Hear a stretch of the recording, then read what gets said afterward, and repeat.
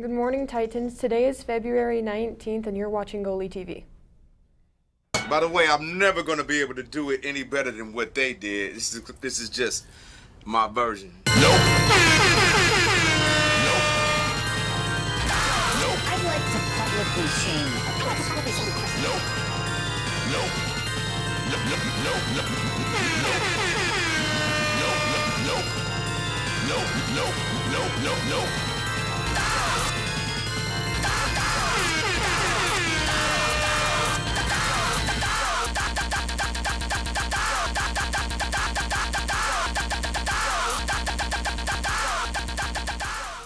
Ninth, 10th, and 11th graders, this is a reminder that your course requests for next year are due by the end of day on Friday, February 21st. Please make sure that all of your course selections are updated by that time. Band auditions for next year are from February 24th to 28th from 3 to 6 p.m. Students who are interested in preparing for auditions can see Mr. Graff on Fridays from 2:30 to 3 p.m. until the week of the auditions. Performing groups will include jazz ensemble, percussion, symphonic band, and wind ensemble. Titans, it's been a long week. You probably have forgotten who runs the world, right? It's CTE. With CTE, we want you to run your world. Focus on the super career pathways in family and consumer science, such as early childhood education and the Titan TOTS, such as culinary arts. That's being a chef. Or maybe you've decided on fashion design.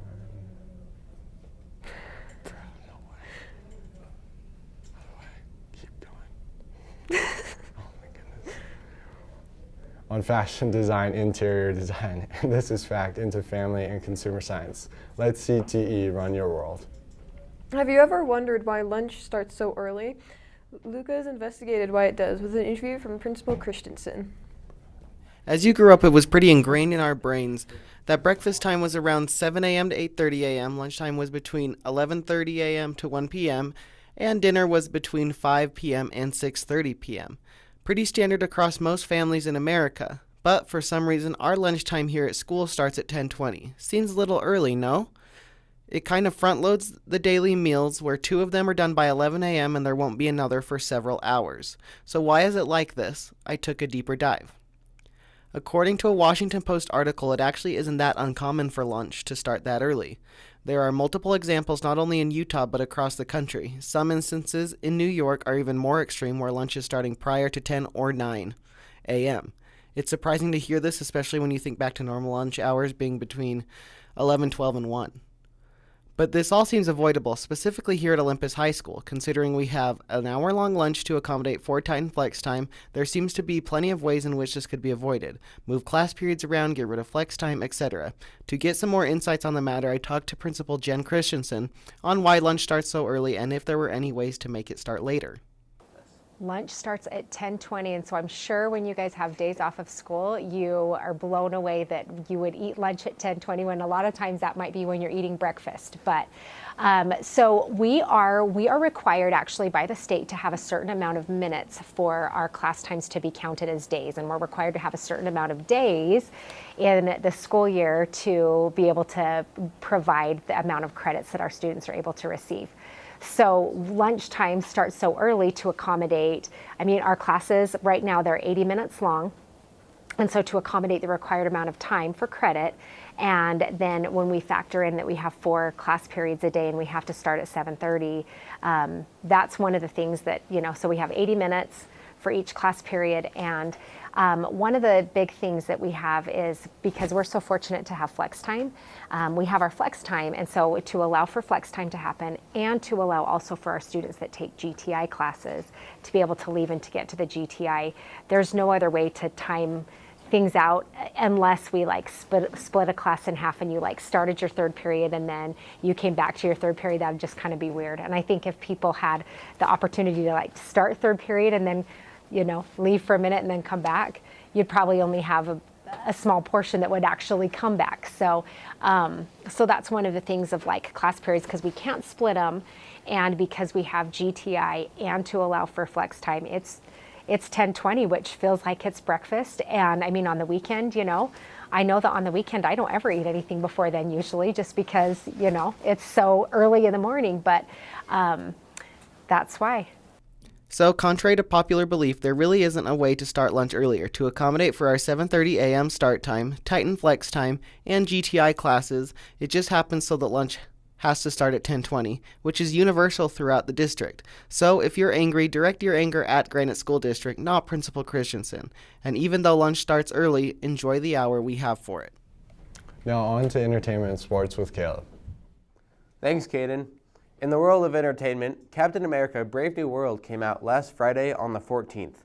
It has a Rotten Tomatoes rating of 49%, which isn't pretty good, and a popcorn meter rating, which is the verified audience rating, of 80%. I saw it on opening night, and I sided with the audience. I really enjoyed this movie and the story.